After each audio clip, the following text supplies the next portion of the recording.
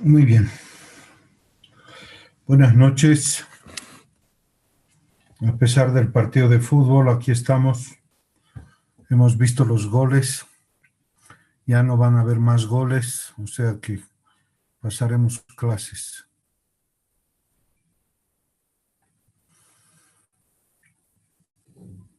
Y tal vez lo podemos hacer rápido y podemos ver los goles del final.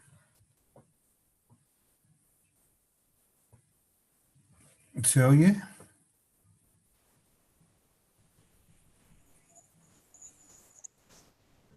Solange Choquetopa.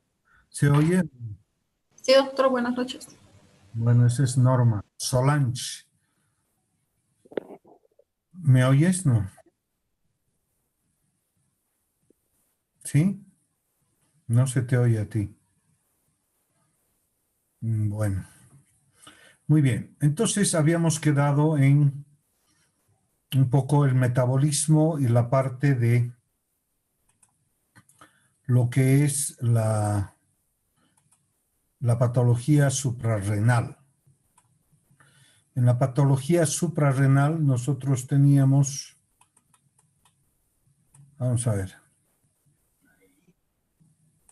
dentro de las acciones del cortisol, veíamos que el cortisol actuaba a muchos niveles y dentro de ellos estaba el músculo, que es catabólico del músculo, catabólico del hueso.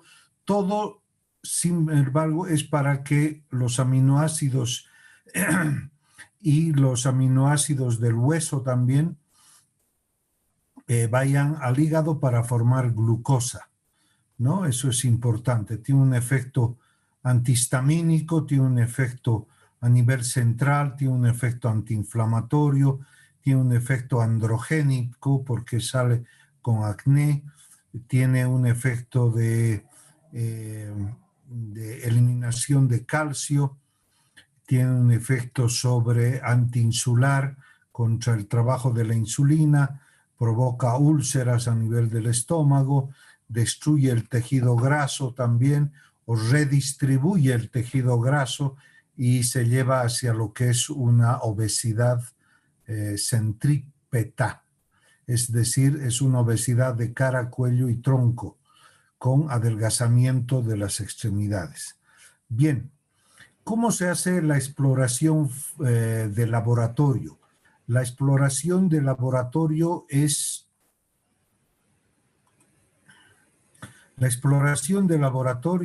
por medio de un régimen de ingreso hospitalario.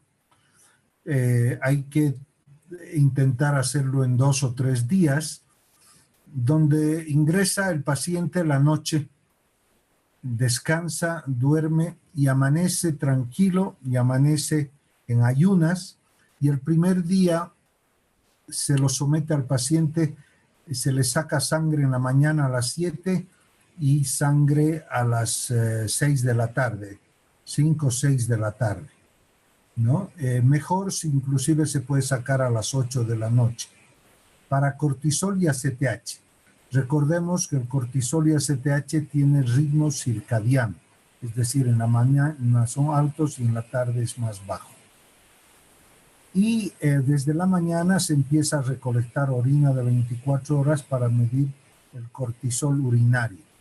Y el resto del día lleva una vida tranquila, no necesariamente, o sea, después de su muestra de la mañana, el paciente desayuna, puede estar tranquilo leyendo en su habitación, almuerza, toma té y antes de la cena se le saca el valor de sangre de la noche para medir cortisol y ACTH nocturno y el cortisol urinario.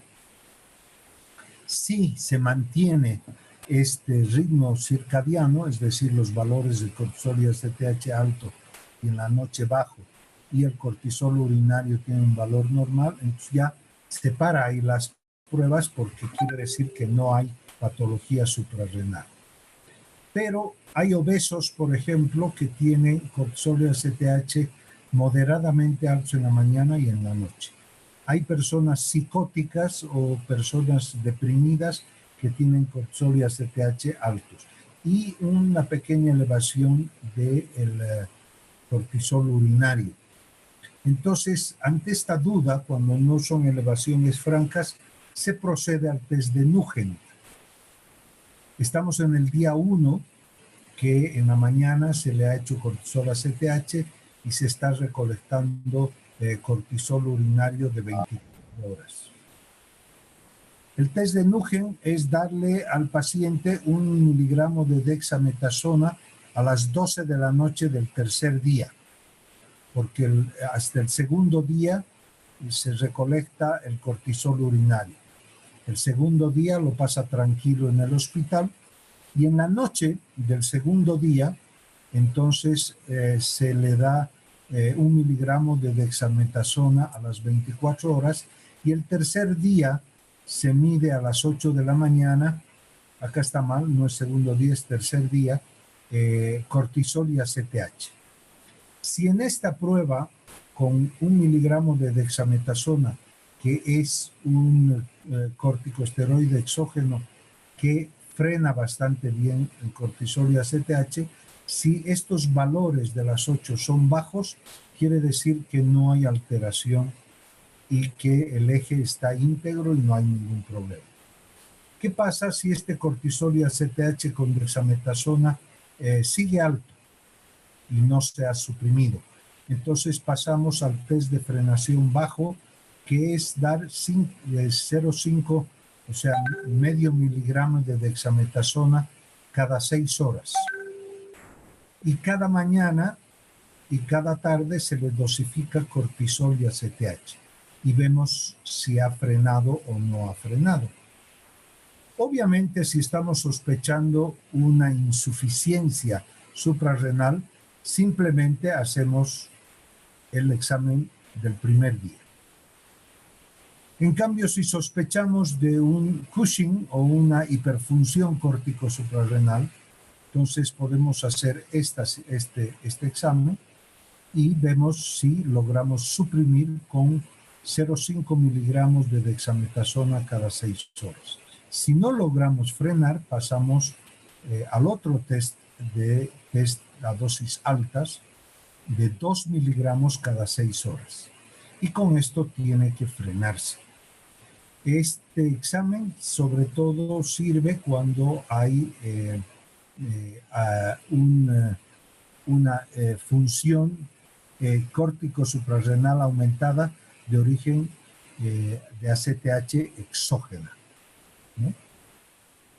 El test de la metopirona es una sustancia que evita la salida de cortisol por la suprarrenal, y entonces en algunos casos se necesita frenar el cortisol con la metopirona y ver si evidentemente la ACTH se mantiene alta o no. También antiguamente se determinaba en orina 17 hidroxiesteroides, que era el equivalente al cortisol urinario. Ahora ya no se utiliza este test de 17 hidroxi, pero los libros lo citan. Lo que sí se hace es determinación de 17 cetoesteroides en orina y nos indica que hay aumento de andrógenos y sobre todo cuando hay un carcinoma suprarrenal, los 7 esteroides suben. También nosotros podemos tener el test de estímulo con el CRH, o sea, con la hormona hipotalámica, ¿no? Y también podemos hacer un test de hipoglucemia insulínica cuando queremos valorar la reserva suprarrenal.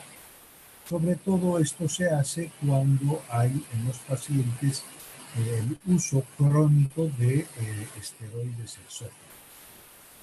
En los casos de hipofunción se puede hacer un test de inyección intramuscular con 25 unidades de ACTH.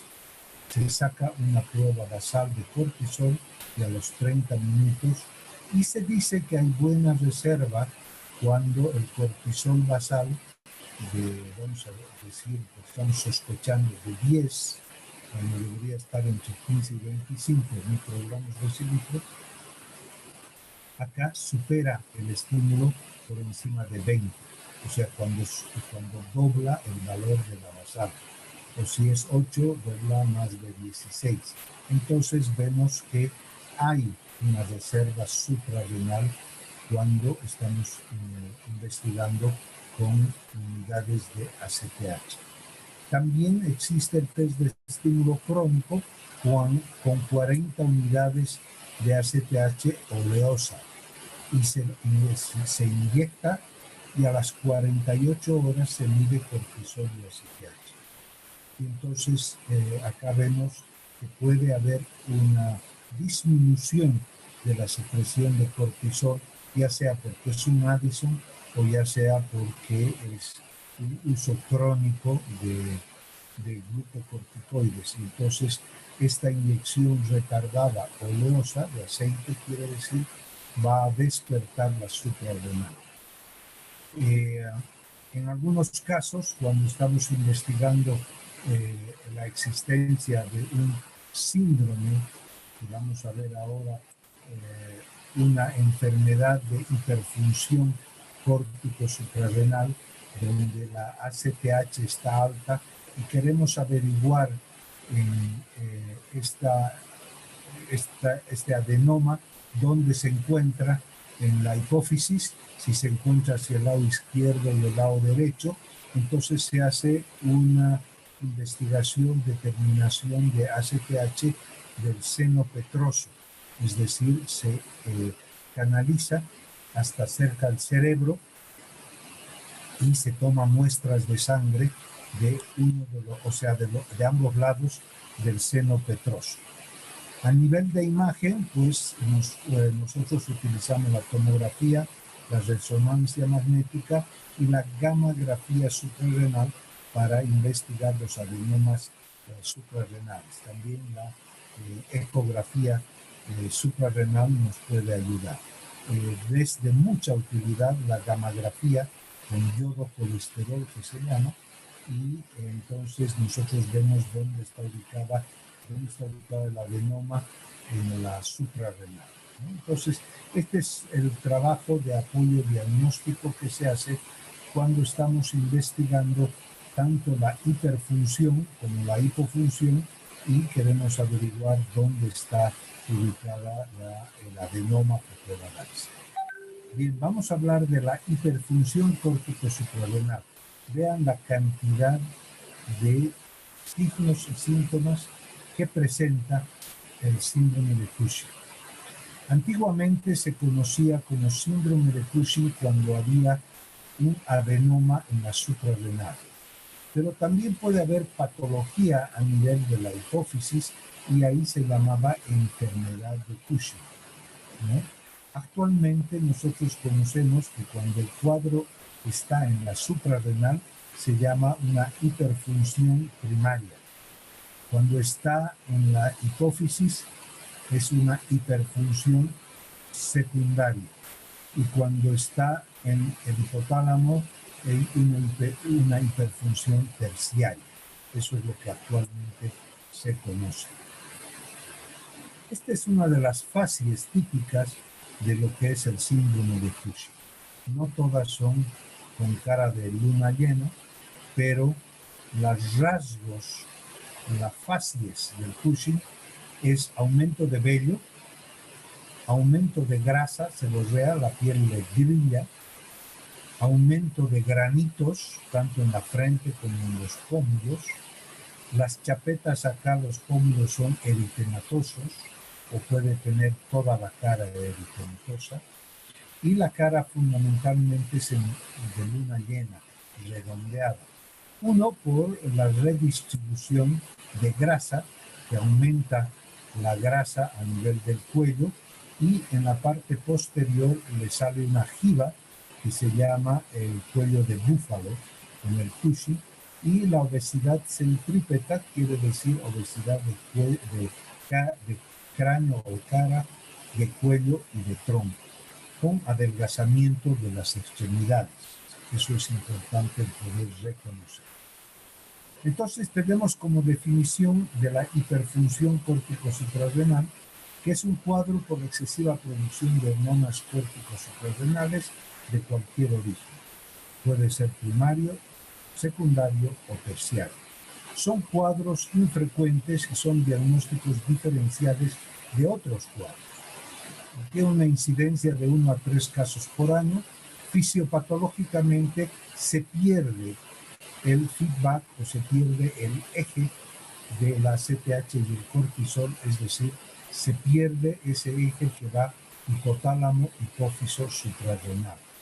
Y entonces, en los casos de hiperfunción, tenemos el cortisol aumentado, que si es un cuadro primario, es decir, por un adenoma suprarrenal, entonces la CTH está baja.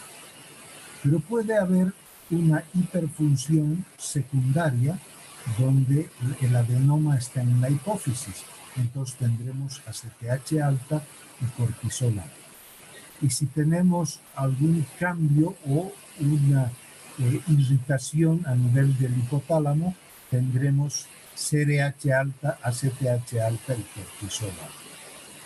La clasificación, que no toma en cuenta los cuadros terciarios, se habla de cuadros ACTH dependientes y ACTH independientes. ¿Qué quiere decir? Cuando el cuadro es secundario, es decir, el adenoma está en la hipófisis, es de origen hipofisario y es ACTH dependiente. Es decir, el problema está que hay un adenoma productor de ACTH que estimula la suprarrenal para aumentar los niveles de cortisol. Entonces es de origen hipofisario o puede ser de origen extra hipofisario. Y este caso se llama el síndrome de ACTH ectópica. Ectópica quiere decir que hay un adenoma que está produciendo ACTH, pero no desde la hipófisis, sino de parte del sistema digestivo. También puede ser del sistema respiratorio. Entonces, hay pequeños tumores bronquiales que producen ACTH. Hay tumores pancreáticos que producen ACTH. Hay tumores intestinales que producen ACTH. Y este síndrome se llama de ACTH ectópico. ¿Qué pasa en los ACTH independientes? Es decir, donde la ACTH es baja, está suprimida, pero el cortisol es alto. Esto ocurre en los adenomas suprarrenales, donde el tumor está en adrenal produciendo mucho cortisol. O puede ser un carcinoma suprarrenal o puede ser una hiperplasia nodular suprarrenal bilateral autónoma. Quiere decir que hay varios nodulitos en la suprarrenal que están produciendo cortisol sin control de la ACTH. Muy bien, acá está de manera gráfica. Lo normal es que haya una producción de CRH a la hipófisis, de la hipófisis sale el ACTH y sale el cortisol que frena y da la retroalimentación. ¿Qué pasa en el síndrome de Cushing, que es ACTH dependiente? Ya no se utiliza, en este caso debería ser la enfermedad de Cushing, porque el tumor está en la hipófisis. Entonces, tenemos un CRH bajo, una ACTH alta y un cortisol alto. Entonces, tenemos que el estímulo está partiendo de la hipófisis, pero puede ser de una producción ectópica, es decir, de los pulmones, del intestino, esté produciendo ACTH, esta ACTH está estimulando al cortisol, pero el cortisol frena tanto al hipotálamo, hay menos ACTH y menos CRH, y también menos ACTH. Entonces, un cuadro en el cual nosotros tengamos un aumento del cortisol con CRH bajo, ACTH bajo, lo primero que vamos a pensar es que se trata de esto, de un adenoma suprarrenal. Pero si no encontramos nada en las suprarrenales, entonces hay que ir a buscar una producción ectópica de ACTH. Entonces, el adenoma o carcinoma suprarrenal es cuando el adenoma está en la suprarrenal, produce mucho cortisol que frena la CRH y a la ACTH, ¿no? Y la hiperplasia macronodular quiere decir que en lugar que haya un solo adenoma, hay varios nódulos que están produciendo mucho cortisol, ¿no? Entonces, de manera gráfica es la clasificación, y acá también de manera esquemática, donde tenemos los cuadros dependientes de ACTH, los cuadros independientes de ACTH. Y acá hay que incluir a las enfermedades iatrogénicas, que se llama, que es cuando se utiliza corticoides, ¿no? El tratamiento con corticoides, por ejemplo, en los asmáticos, en los reumáticos, que se utiliza de manera crónica corticoides, o por algún motivo el tratamiento con ACTH, ¿no? Eso es, se dice cuadros iatrogénicos. Muy bien, acá es la clínica que nosotros vemos. En este esquema de Netter tenemos la fase redondeada en luna llena, tenemos una especie de calvicie, y tenemos una especie de calvicie biparietal, con cara que le brilla, con grasa seborrea, con acné, tenemos aumento de vello facial, aumento de vello mentoniano, eso, tenemos el cuello de búfalo, la redistribución de la grasa con una obesidad centrípeta, tenemos adelgazamiento de extremidades, tenemos una piel acá, por ejemplo, apergaminada, muy delgadita, porque el cortisol destruye la piel, y al destruir el músculo también hace fragilidad capilar, y los hematomas son muy frecuentes, ¿no? A nivel del abdomen hay una redistribución de la grasa abdominal, la piel se adelgaza tanto que las fibras elásticas se destruyen y aparecen las estrías rojo-vinosas, ¿no? Y los hematomas, o lo que dice acá, una curación defectuosa de heridas, porque hay pérdida de colágeno y la piel no responde de manera adecuada para poder curar bien las heridas, ¿no? Y a nivel de la columna, pues se va estableciendo una osteoporosis con fracturas vertebrales, y son vértebras en cuña. Esta es una buena descripción de la clínica de lo que es el síndrome de Cushing. Entonces tenemos también la enfermedad de Cushing, que es cuando la falla está en la hipófisis. Hay un aumento de la producción de ACTH por la hipófisis y hay una hiperfunción suprarrenal secundaria. Hay una sordera de los receptores ACTH de la hipófisis. Las 2/3 partes de los casos de hiperfunción suprarrenal es básicamente una enfermedad de Cushing. El 80% de los casos de una hiperfunción secundaria o una enfermedad de Cushing es por la existencia de un adenoma hipofisario. También puede haber casos de hipersecreción de CRH, o sea, hipotalámica, y son tumores monoclonales fundamentalmente. Los tumores en la hipófisis eran los clasificados anteriormente como adenomas basófilos o cromófonos, que no se tenían nada, ¿no? Tienen una producción alta de ACTH o de este compuesto, que es la beta-lipoproteína, que, como les había dicho, es una molécula grande que en su interior tiene ACTH, y dentro del interior de la ACTH hay la NSH.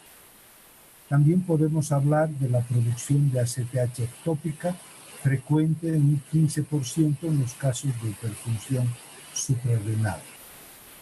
Más frecuentemente son los cánceres bronquiales, en las células sin adena, que se llaman, que son los que producen más este tipo de ACTH ectópica. También hay tumores carcinoides, tumores bronquiales, pancreáticos, ováricos y cáncer medular de tiroides, que nos dan este tipo de ACTH ectópico. Entonces tenemos que, bueno, esto ya hemos hablado del síndrome de Cushing, o sea, el aumento de producción del cortisol por la corteza suprarrenal. Variantes poco frecuentes son la hiperplasia macronodular suprarrenal, es decir, lo que se llama la hiperplasia macronodular o la existencia de varios nodulitos en las suprarrenales que están produciendo cortisol en exceso. Muy bien. La hiperfunción, entonces, suprarrenal, la clínica es la que hemos descrito de hipercortisolismo. También hay aumento de la aldosterona, como se expresa por edemas, retención de líquido y hipertensión arterial. Y el hiperandrogenismo, que se da básicamente por aumento de la seborrea, el acné y aumento de vello facial, ¿no? El diagnóstico se le debe hacer por laboratorio, como lo hemos descrito, y además existe en la bioquímica un aumento de los lípidos, aumento de la glucosa, se puede producir una diabetes suprarrenal, o sea, hay una hiperglucemia suprarrenal, y obviamente una disminución, un aumento de la urea con disminución de los niveles de la, ¿cómo se llama?, de las proteínas totales. Y se hace el diagnóstico por imagen. A nivel suprarrenal tenemos que buscar la producción, si es que creemos que es suprarrenal, mediante ecografías o gammagrafías suprarrenales con yodo colesterol. Si es un cuadro secundario con aumento de ACTH hipofisaria, pues vamos a hacer resonancia y ecografía a nivel hipofisario, ¿no? Entonces, son los métodos diagnósticos que podemos dar. En la clínica vemos que la obesidad troncular es la más frecuente, luego está la hipertensión arterial, intolerancia a la glucosa, facies típica de Cushing, las estrías, los signos de virilización en la cara, alteraciones menstruales en la mujer, debilidad muscular por destrucción del músculo, fragilidad capilar por destrucción de la capa muscular de los vasos, hay moretones, hay osteoporosis, edemas en las extremidades y alteraciones psiquiátricas por aumento del cortisol y comportamiento psicótico del paciente. Hay tumores agresivos, el microcítico de pulmón que nos da y hay acá algo que no he mencionado, que acá sale cuando se trata de, sobre todo, de tumores de ACTH ectópica, y es la hiperpigmentación.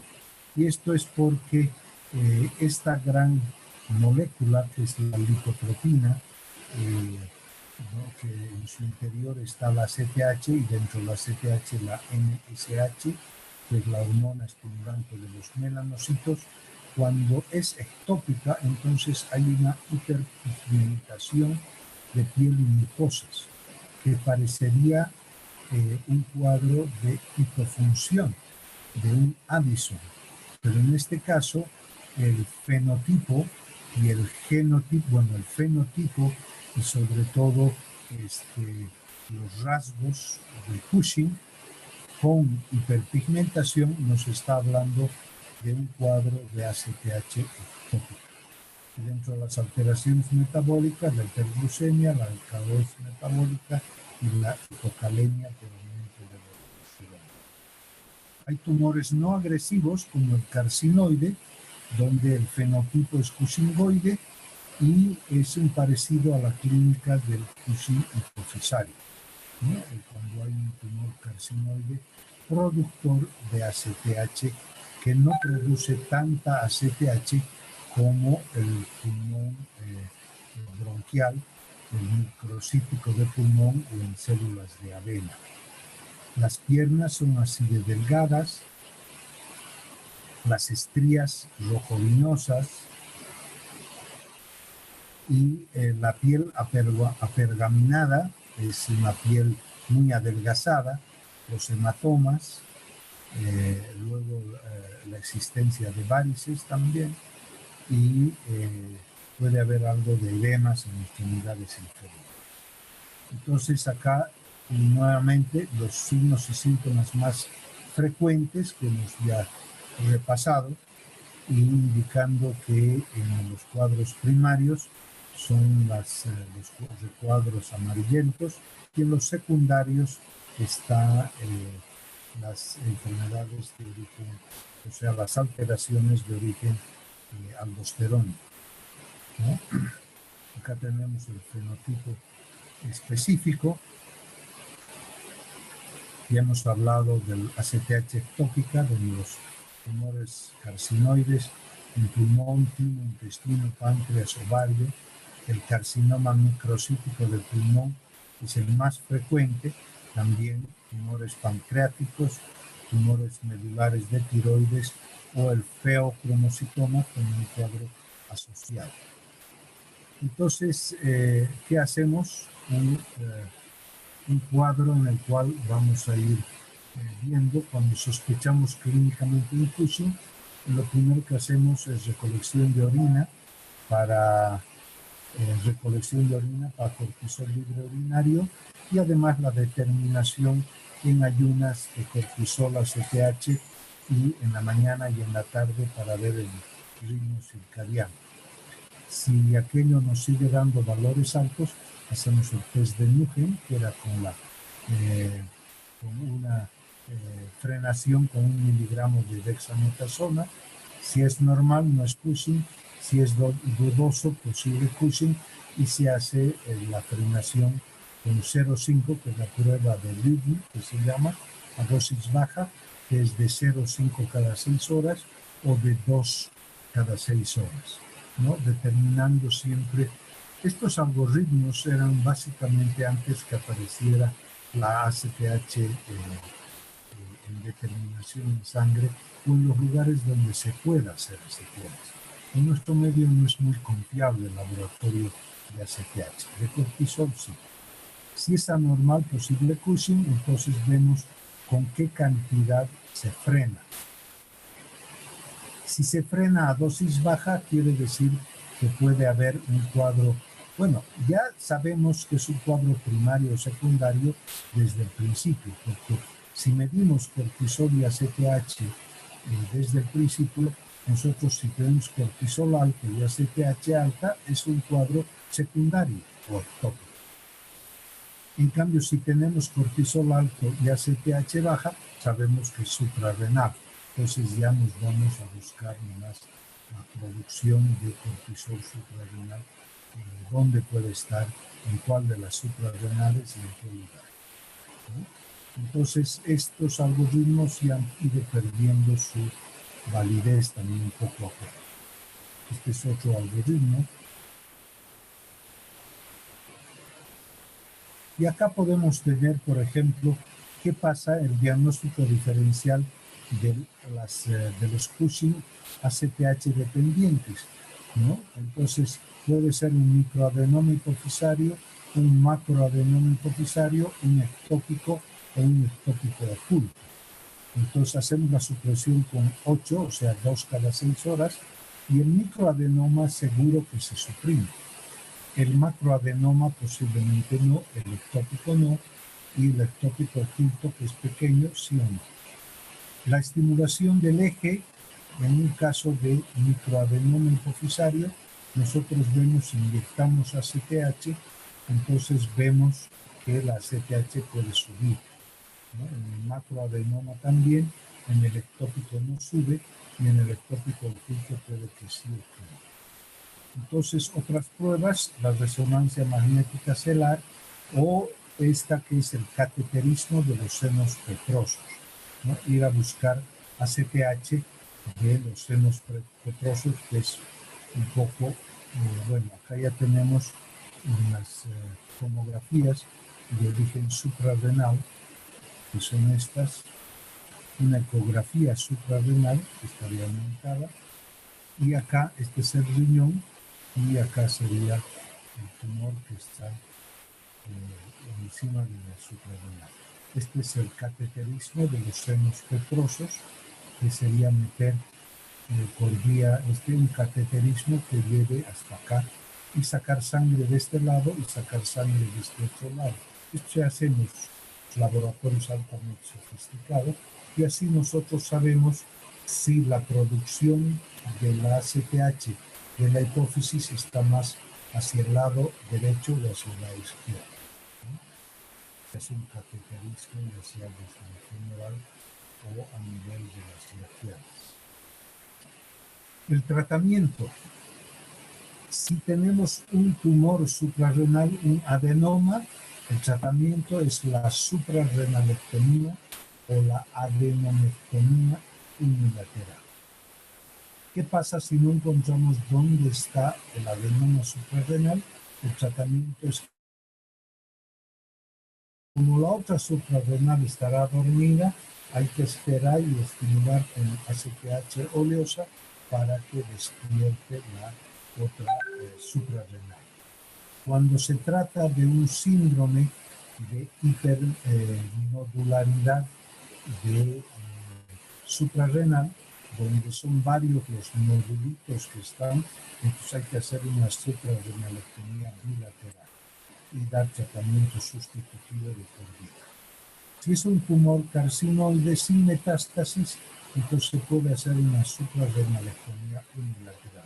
Si es con metástasis, se hace una unilateral y exéresis quirúrgica de las metástasis si se puede.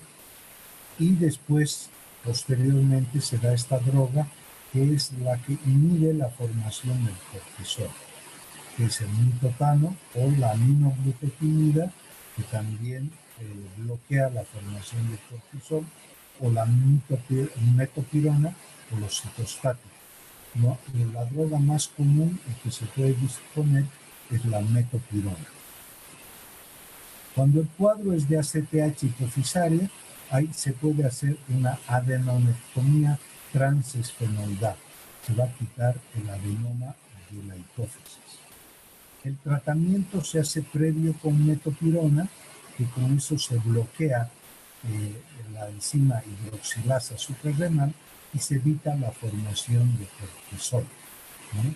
Hay que normalizar las cifras de cortisol, mejorar el estado general y se hace el tratamiento de la adenonectomía transesfenoidal. También se puede utilizar radioterapia hipofisaria en caso de que la cirugía falle, o una suprarrenalectomía bilateral, nunca con un tratamiento inicial y raramente justificado en los casos que la terapéutica clínica haya fracasado. Esto es en los casos donde nosotros no podamos encontrar la CTH ectópica o no podamos suprimir, ya sea con cirugía o con radioterapia de la hipófisis aquella. En caso de ACTH ectópica, habrá que hacer la exéresis quirúrgica del tumor productor en caso de que encontremos.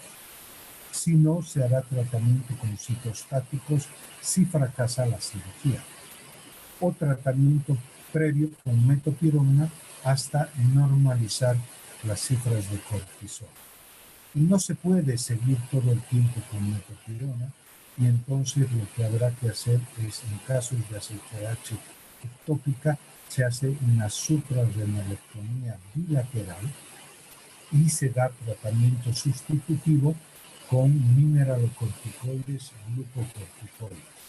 Y también, si es varón, no hay problema con los andrógenos, pero si es mujer, sí podríamos tener un poco de problemas, aunque las suprarrenales que se les ha quitado ya no le reproduce andrógenos a la mujer.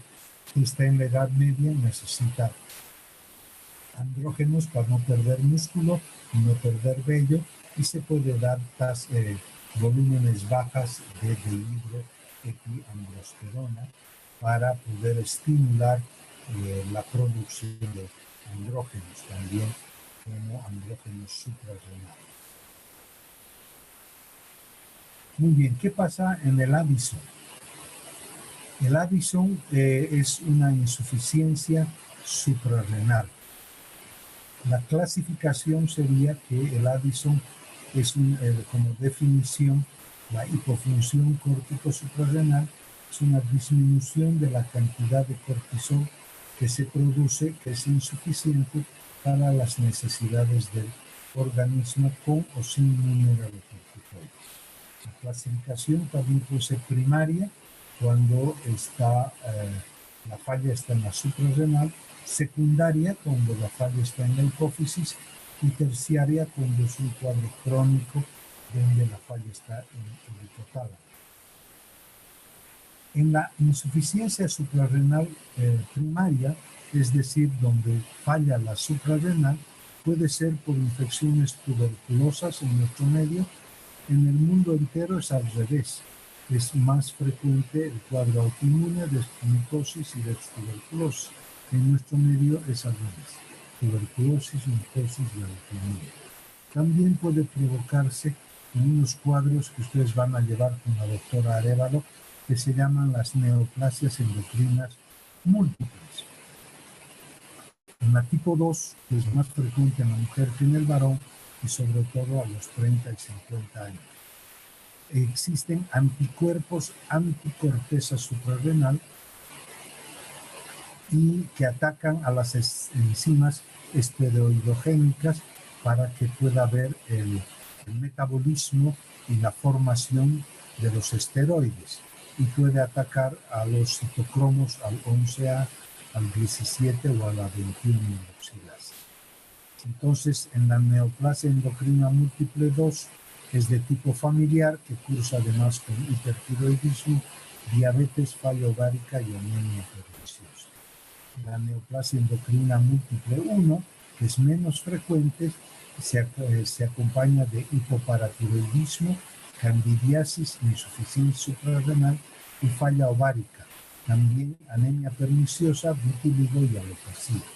Todos estos cuadros juntos nos dan la neoplasia endocrina múltiple 1.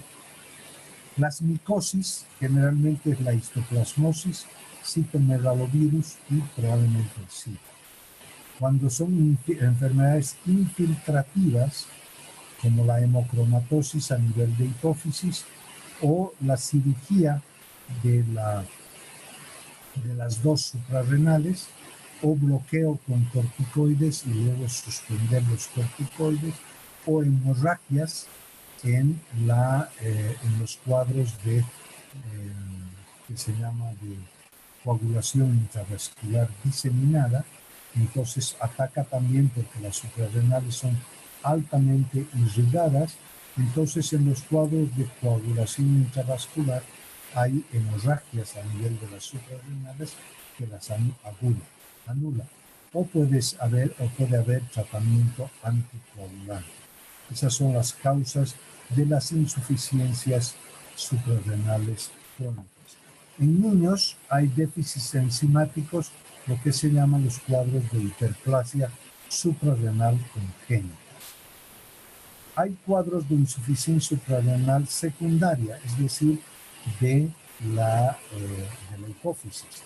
En el panhipopituitarismo, que es de origen tumoral o de origen vascular, como el síndrome de Sheehan, o infartos o infiltración por sarcoidosis o inflamaciones tuberculosas iatrogénicas, quirúrgicas, cirugías de la hipófisis, radioterapia de la hipófisis, uso de corticoides en los pacientes crónicos, o puede haber fallas a nivel del hipotálamo. Hay diferencias clínicas. Por ejemplo, en estos cuadros de insuficiencia secundaria no hay hiperpigmentación. En cambio, en los cuadros primarios sí hay hiperpigmentación, porque estos pacientes cursan con aumento de ACTH. En cambio, los que tienen una insuficiencia secundaria, es decir, falla de la hipófisis, no tienen hiperpigmentación. Tampoco hay alteraciones hidroelectrolíticas. Se acompañan de déficit de hormona de crecimiento, hipogonadismo, hipotiroidismo y tienen mala tolerancia al ayuno. Entran en hipoglucemias importantes. ¿Cuál es la clínica de la insuficiencia suprarrenal, o sea, del Addison? Tiene que haber una destrucción de más del 90% de las suprarrenales para que haya sintomatología. Los cuadros avanzados son de fácil diagnóstico porque son cuadros lentos, insidiosos. Se van haciendo abúlicos los pacientes, falta de ánimo, astenia, adinamia, anorexia, falta de resistencia física, se cansan rápidamente y sobre todo se adelgazan. Quienes presentan hiperpigmentación, los cuadros primarios. Y hay hiperpigmentación de las cicatrices progresivamente y de manera notoria. Pacientes con hipotensión arterial, hipotensión ortostática, tienen diarreas crónicas, tienen cólicos abdominales por la hipotensión, presencia náuseas. El diagnóstico diferencial será con enfermedades neoplásicas. Son pacientes que tienen mucho apetito por la sal, pacientes que tienen amenorreas, pierden la libido, hay caída del vello en la mujer sobre todo, hay mialgias, vitiligo, estados depresivos y en el laboratorio se ve cuadros de mucha eosinofilia que no depende de parásitos. Entonces, todos estos son los cuadros que aparecen en la insuficiencia suprarrenal. Entonces, la diferencia entre un cuadro primario y secundario es que la hiperpigmentación está presente en la primaria, ausente en la secundaria. La hiponatremia y hipercalemia está presente en la primaria, ausente en la secundaria. Porque los cuadros secundarios son menos activos, menos importantes. Hipoglucemia, menos frecuente, más frecuente en el cuadro secundario. La hipotensión arterial, más frecuente en el primario, menos frecuente en el secundario. La CTH está elevada acá, está baja en el cuadro secundario. La renina está elevada en la primaria y normal en la secundaria. La aldosterona está baja en la primaria y normal en la secundaria. Y la respuesta a la CTH no hay en la primaria y escasa o nula inicialmente, luego normal en la secundaria. Es decir, cuando existen cuadros de insuficiencia. ¿Y por qué hay una respuesta nula a la CTH? Porque de hecho en el cuadro primario la CTH ya está alta. Por eso hay hiperpigmentación. Y entonces en aquellos que después inyectar la CTH y no sube más. En cambio en la secundaria sí puede subir y luego se hace una prueba básicamente. La clínica, nosotros tenemos generalmente pacientes con hiperpigmentación de mucosas y la hiperpigmentación es fundamentalmente en los lugares de mucha presión. O sea, al alimentarse, las encías sufren y estas encías se cargan de ACTH y se hiperpigmentan. Estas pacientes son delgadas, son con vitiligo,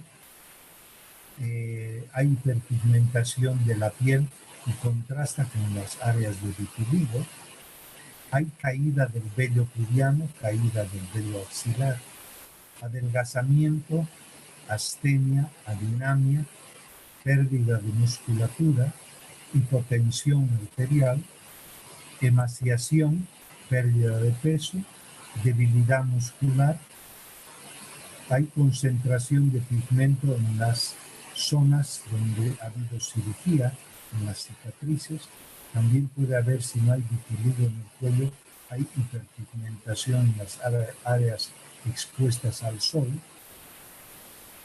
oscurecimiento del pelo, dice acá, y acentuación del pigmento en los pezones y en las zonas de fricción. O sea, toda zona donde se fricciona, por ejemplo, el codo, se vuelve más oscuro.